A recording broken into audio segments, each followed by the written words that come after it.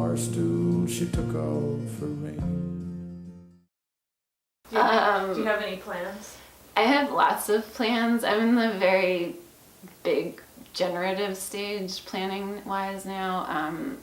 I have a story collection that's basically done, so I want to see what can happen with that. But Of short shorts? Mixture. It's like half short shorts, and that's the problem. It's half short shorts and half regular stories, and what the fuck publisher will ever want that? I don't know. Never mind. You all want it. But yeah, so that is one thing that's in progress. And actually the title story for that is coming out in the Iowa Review this winter, which is cool. So that finally found its own little home. But the form of so I have 2 novels underway, very different. One is called Beneficio, and it's about a nudist colony in Spain outside of Granada, where I spent some time when I thought I wanted to be like a child psychologist. So I was working for that guy in Wellesley I was telling you about as a translator there for him after college for a while. And I went to all these different orphanages in Spain.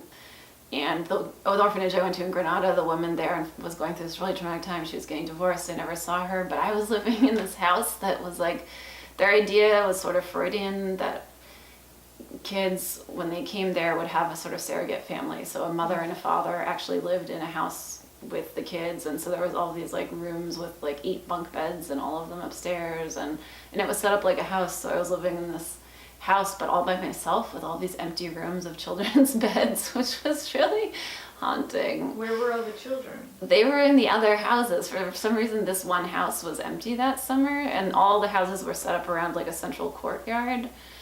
But yeah, I would have much preferred to stay in a house with the kids. I was like, this is so scary and completely haunting. But then I went and met this group of people in the Albaicín one night there. It was kind of a mixture of like expats and then people that had lived there for a while. And this military deserter guy actually who had left the Gulf War, we sort of became friendly, and he weirdly surreptitiously, like we were supposed to go to the beach the next day with a big group of people and no one else showed up, and he had rented a car, and I felt very strange about going, but I wanted to go, and I didn't want to seem like I was scared. That's one thing about being a woman and traveling, like I hate having to say no to do things because you feel like you should be scared for your safety. So I was like, fuck it, I'm just gonna go, it'll be fine. And it turned out into this wild adventure where I was totally fine, but we ended up in this amazing place called Beneficio, which is like near Granada in the mountains, and it's a nudist colony that was full of all kinds of different people. But I'm mostly interested in like the power structure of that place. Like there was a leader of that place, right? And I feel like I need to go back to Spain and go there again to really be able to finish that book. It's a book about like the self in translation. So there's also a story about the narrator dating her sort of gender fluid, like openly bisexual boyfriend who's having affairs sort of behind her back. And so it's a lot about like the self in translation and sexuality in translation, but the actual like work of being a translator being part of it. And I think that'll be very language driven. But this other novel that I started about this group of friends, I think I'm gonna go ahead and plan it out. I'm like, that's my goal for winter break. I'm gonna map out the chapters. That's something I wanna try to write in like 9 months type of thing. Like I wanna map out the chapters. I've never done a traditional like form, you know, where you think like hero's journey, okay, like, I mean, I teach that all the time, not as a way of being like, this is what you should do, but as just a way of being like, what the fuck is this? Like, is it real? Like, also, like, is Joseph Campbell, like, you know, like a brilliant philosopher, or is he just like a xenophobic racist? It's not clear. Like, you know, the idea that all cultures have the same story and it all takes the same shape. But I do think the idea of the hero's journey of like building a world, and then like, okay, the hero goes out and like they meet with the mentors or they meet with the enemies, and then like they refuse the call, and then they, you know, go through their first thing, and then they, you know, finally get to the big thing that they have to do. But somehow the most interesting thing being that like they come back with an elixir, like an idea or new knowledge about the self or the world, but like that elixir might be something really sad. Like it doesn't necessarily mean they come back with the answer to the problem that they had in the beginning. it might actually be the realization that like there is no fix to that problem, or that the problem was worse than they thought. Like the elixir could be that the guy finds out that his wife actually was cheating on him, or his son actually is dying of cancer. Like,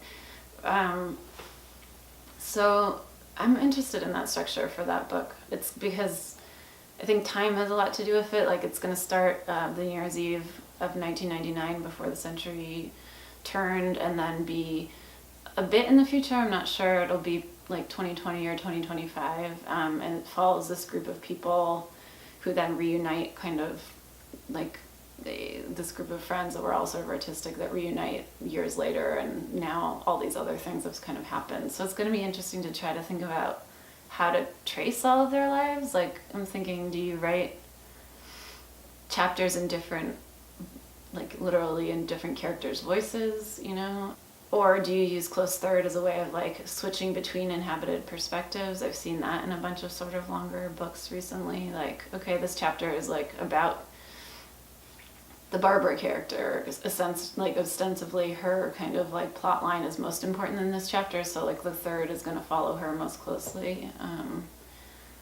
So I'm not sure, and I've never tried to do a big book like that, so, but I feel like it's the type of book that's just like once it'll get written, like I need to chart it out and then just write it, and maybe it'll be the worst thing ever. I'm curious about time now and your decision to set either White Night or this new book at a certain time, and how important that is, because if language is important too, or equally as important, or more important, or you know, a big force, I think a lot of people might think those cultural factors or the cultural things you might be dealing with, whether that's the hype of the millennium or the Gulf War or whatever, what work that can do. Yeah, in addition absolutely. to the work that language does. Oh my God, I've been thinking about that so much lately.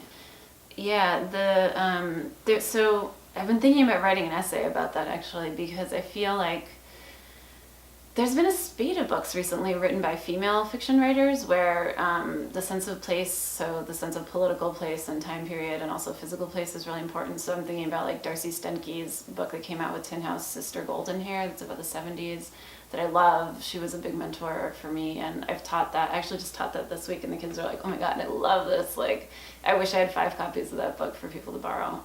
There was that book, and then there was Lori Moore's book, Bark, the story collection that came out, like 2 years ago? And those stories were also like infused with, or had like the political background of people like played a role, right? And I guess I would even say something like Mary Gaitskill's like Cry, what is it called? You Can Cry or something, that collection. Don't Cry. Don't Cry. Yeah. I think it's Don't Cry. Mm-hmm. Like that too. And I read this review by somebody for Flavor Wire, by a man for Flavor Wire who I know and I really respect his work, but his critique of Bark was basically that like, you know, the artifice of this time, place, and the politics that she sets up just kind of remains that. It's like an artifice, and it doesn't necessarily press back on the characters in an interesting way.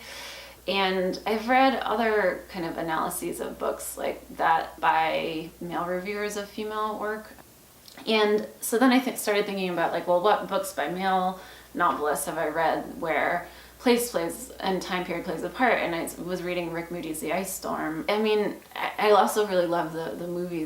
What's his name that did the movie that was based on that? It was one of my favorites. But I mean, it starts with a chapter that like similarly to mine, and this was kind of how I figured out the structure in the beginning, was like that literally just kind of lists like, okay, here's what's happening. Like here's like, it wasn't punk rock, it wasn't neo-punk, it was blah blah blah. Like, and he kind of, I think Moody, because he's like a musician, you know, he does it through the evolution of music and through things like, okay, like there was voicemail, but there wasn't cell phones. And so he does it more from like a pop culture-y thing. And for me, I was like, I'm less interested in the pop culture of the time, or that plays less of a role in the lives of these like rural people at that time, but in the idea of like, this was this cultural moment where everything was about to explode. Like, I mean, literally the internet didn't exist yet. So there was a section of White Nights that I'd written that we cut, but that was about like, you know, that was the last summer where like your soul's position on the earth literally could be known by like how far the sun up was in the sky that day. You know, like you didn't always have a phone on you that had a GPS system, and you didn't have an iPhone certainly. And I mean, I didn't have a cell phone until the end of college.